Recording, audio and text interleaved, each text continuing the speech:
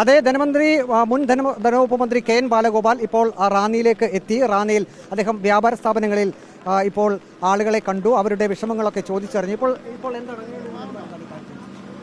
ഇക്കാര്യത്തിൽ വലിയ പ്രതീക്ഷിക്കാത്ത വലിയ നഷ്ടമാണ് വന്നിരിക്കുന്നത്. ഇവിടെ നിൽക്കാം അല്ലേ? വ്യാപാരികൾ എന്തൊക്കെയാണ് പറയുന്നത്? ഇപ്പോൾ അവർ പ്രധാനമായ പ്രശ്നം പറയുന്നത് ഇതിനൊരു മുന്നറിയിപ്പില്ലായിരുന്നുള്ളതാണ് ഏറ്റവും വലിയ കാര്യമായിട്ട് പറയുന്നത്. വെള്ളം വീഴുമായിരിക്കും അതിനല്ല. റാന്നിയിൽ ഇപ്പോൾ വീണ്ടും മഴ ശക്തി പ്രാപിച്ചിട്ടുണ്ട്. എല്ലാവർക്കും ഒരു ആശങ്കയാണ്, മഴ ശക്തിപ്പെടുമ്പോൾ തന്നെ ആശങ്കയാണ്. ഇപ്പോൾ വീണ്ടും മഴ പെയ്യുക, 2-3 ദിവസം മഴ ഉണ്ടാവുമെന്ന് പറഞ്ഞ്. ഇപ്പോൾ ഇവിടുത്തെ ഏറ്റവും വലിയ പ്രശ്നം എന്ന് പറഞ്ഞാൽ 2018 വെള്ളപ്പൊക്കം ഉണ്ടായ സമയത്ത് അന്ന് വലിയ തോതിലുള്ള രക്ഷാപ്രവർത്തനത്തിന് വന്നവരെ ഞങ്ങൾ. പ്രധാനമായിട്ടും രക്ഷാപ്രവർത്തനം എന്ന് പറഞ്ഞാൽ മുഴുവൻ ക്ലീനിങ്ങും പിന്നെ ഇവിടെയും കുട്ടനാട്ടിലും എല്ലാം ഉണ്ട് പ്രശ്നമുണ്ടല്ലോ. ഇപ്പോഴും അതേപോലെ തന്നെ നഷ്ടമാണ് ഉണ്ടായിരിക്കുന്നത്. പ്രധാന പ്രശ്നം എന്ന് പറഞ്ഞാൽ വെള്ളം കയറിക്കഴിഞ്ഞാൽ തുണിയായാലും മറ്റ് ഇലക്ട്രോണിക് സാധനങ്ങളായാലും ബേക്കറി ഐറ്റംസ് ആയാലും പലചരക്കായാലും എല്ലാം പോയി. അപ്പോൾ ഇവർക്ക് നഷ്ടം ഉണ്ടായിട്ടുണ്ട്. ആ നഷ്ടപരിഹാരമാണ് ഏറ്റവും വലിയ പ്രശ്നം. മുന്നറിയിപ്പ് കിട്ടിയില്ല എന്നുള്ളതാണ് അവർ പറയുന്ന ഏറ്റവും വലിയ പ്രശ്നം. അപ്പോൾ അതിൻ്റെ ഒരു പ്രശ്നമുണ്ട്, അതാണ് ഏറ്റവും വലിയ പ്രശ്നം. ഇപ്പോൾ വീണ്ടും മഴ കൊണ്ട് ഈ മഴ ഇനി 2 ദിവസം വീണ്ടും പെയ്താൽ അതിൻ്റെ ആശങ്ക വേറെയുണ്ട്. ഇപ്പോൾ ഡാമുകൾ തുറന്നതിൽ വേണ്ടത്ര മുന്നറിയിപ്പുകൾ നൽകിയില്ല, അനൗൺസ്മെന്റ് നടത്തിയില്ല എന്ന് CPM ജില്ലാ സെക്രട്ടറി രാജു അബ്രഹാം തന്നെ രാവിലെ അഭിപ്രായപ്പെട്ടിരുന്നു. കച്ചവടക്കാർ പറഞ്ഞതും മുന്നറിയിപ്പ് കിട്ടിയില്ല എന്നുള്ളതാണ്. ഇപ്പോൾ നമ്മൾ കണ്ട കുറേ കടകളിലാണ് നമ്മൾ പോയത്. 300ഓളം കടകൾ, 300ലധികം കടകൾ, 500ലധികം കടകളുണ്ട് ഇവിടെ.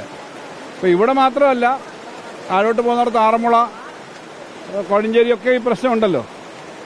അപ്പോൾ ഇവർക്കെല്ലാം മുന്നറിയിപ്പ് കിട്ടിയില്ല എന്നാണ് അവർ പറയുന്നത് ഏറ്റവും വലിയ പ്രശ്നം. മുന്നറിയിപ്പ് കിട്ടിയിട്ടില്ല. സാധാരണഗതിയിൽ 2018 പുതിയ സംഭവമായിരുന്നു.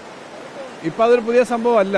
കാരണം വെള്ളം ഇങ്ങനെ പൊങ്ങുകയും പ്രകൃതി പെട്ടെന്ന് ക്ഷുഭിതമാവുകയൊക്കെ ചെയ്യുന്ന അനുഭവമുണ്ട്. അപ്പോൾ അതനുസരിച്ച് ഒട്ടും തയ്യാറെടുപ്പ് നടത്തിയിട്ടില്ല എന്നുള്ളൊരു പ്രശ്നമുണ്ട്. ഇപ്പോഴത്തെ സംഭവം ഇത് നമുക്ക് ആളുകൾക്ക് പരമാവധി ഇനിയായാലും നഷ്ടം ഉണ്ടാവാതിരിക്കാൻ, ഇനിയും വെള്ളപ്പൊക്കത്തിനൊരു അന്തരീക്ഷം നിൽക്കുന്നുണ്ട്. ഇനിയെങ്കിലും ഗവൺമെൻറ് അക്കാര്യത്തിനകത്ത് സജീവമായിട്ട് ഇടപെടണം. തീർച്ചയായിട്ടും ജനങ്ങളെല്ലാവരും ഇടപെടണം. മുൻകൈ കൊടുക്കാനും അറിയിപ്പ് കൊടുക്കാനും ഒക്കെ ഗവൺമെൻറ് ഭാഗത്താണ്. പിന്നെ ഈ ആളുകൾക്ക് ഇൻഷുറൻസ് ഒന്നും പലർക്കും ഇല്ല. അപ്പോൾ ആ നഷ്ടപരിഹാരം നൽകുന്ന കാര്യം അടക്കമുണ്ട്. അപ്പോൾ മുൻ ധനകാര്യ വകുപ്പ് മന്ത്രി എന്നുള്ള നിലയിൽ UDF സർക്കാർ അടിയന്തരമായി ഇപ്പോൾ എന്താണ് ചെയ്യേണ്ടത്? അടിയന്തരമായി ചെയ്യേണ്ടത് ഒന്നാമത്തെ കാര്യം, ഇവരുടെ ഈ ഉള്ള കാര്യങ്ങൾ ഇനിയിപ്പോൾ ഈ പ്രശ്നങ്ങൾ പരിഹരിക്കാൻ വേണ്ടിയിട്ടാണ്. അതിനകത്ത് നഷ്ടപരിഹാരം വേണം. ഈ കടകളെന്നൊക്കെയുള്ള സാധനം സേവ് ചെയ്യാവുന്ന കാര്യങ്ങൾ അത്ര സേവ് ചെയ്യണം. ഇവർക്കിനി മുന്നോട്ട് പോകാൻ പറ്റത്തില്ല.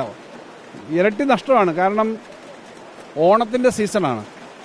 കേരളത്തിലെ ആകെ കച്ചവടത്തിൻ്റെ നല്ലൊരു ഭാഗവും നടക്കുന്നത് ഓണ സീസണിലാണ്. ഓണ സീസണിന് വേണ്ടിയിട്ടുള്ള തുണിയും മറ്റ് സാധനങ്ങളും ഒക്കെ മേടിച്ച് സ്റ്റോക്ക് ചെയ്തിരുന്നതാണ്, എല്ലാ സാധനങ്ങളും. അപ്പോൾ അതെല്ലാം നഷ്ടപ്പെട്ടിരിക്കുന്നത്. അപ്പോൾ അവർക്ക് നഷ്ടം നികത്താൻ പറ്റുന്ന കാര്യങ്ങൾ ചെയ്യണം. ഇപ്പോഴും ഈ പ്രളയത്തിൻ്റെ അന്തരീക്ഷം മാറിയിട്ടില്ല. അതുകൊണ്ട് ഇനിയുള്ള സ്ഥലങ്ങളിൽ ഇത് ആവർത്തിക്കാതിരിക്കാൻ വേണ്ടിയിട്ടുള്ള നല്ല മുൻകരുതൽ വേണം. ഗവൺമെൻറ് അക്കാര്യത്തിനകത്ത് എടുക്കേണ്ട മുൻകരുതൽ വേണം. അപ്പോൾ ഇപ്പോൾ ഉണ്ടായതിൽ കുറച്ച് സ്ഥലങ്ങളിലാണ്. പക്ഷേ മഴയുടെ അന്തരീക്ഷം ഇപ്പോഴും നിൽക്കുന്നു. 3 ദിവസത്തേക്ക് പറഞ്ഞിരിക്കുന്ന അലർട്ടുണ്ട്. അപ്പോൾ അത് സംബന്ധിച്ച് ഇനിയുള്ള രക്ഷപ്പെടുത്താനുള്ള ശ്രമങ്ങൾ ഉണ്ടാവണം. അപ്പോൾ ഇത് ഇവിടെ ഇപ്പോൾ ജീവഹാനിയുടെ പ്രശ്നമല്ല റാന്നിയിൽ വന്നേക്കുന്നത്. ജീവഹാനിയുടെ പ്രശ്നം ഉരുൾപൊട്ടലും പോലെയുള്ള കാര്യങ്ങൾ ഉണ്ടായിട്ടുള്ള സ്ഥലങ്ങളുണ്ട്. അപ്പോൾ അതുപോലുള്ള അപകടകരമായ സ്ഥിതി ഒഴിവാക്കാനുള്ള ശ്രമങ്ങൾ അടിയന്തരമായിട്ട് ഉണ്ടാവണം. ഒരു യുദ്ധകാലാടിസ്ഥാനത്തിൽ പല കാര്യങ്ങളിൽ ശ്രദ്ധ കേന്ദ്രീകരിച്ച് നടക്കുന്നതിന് പകരം ഇതിലേക്ക് കേന്ദ്രീകരിക്കണം. ഈ സമയത്ത് അതേ പറയുന്നുള്ളൂ.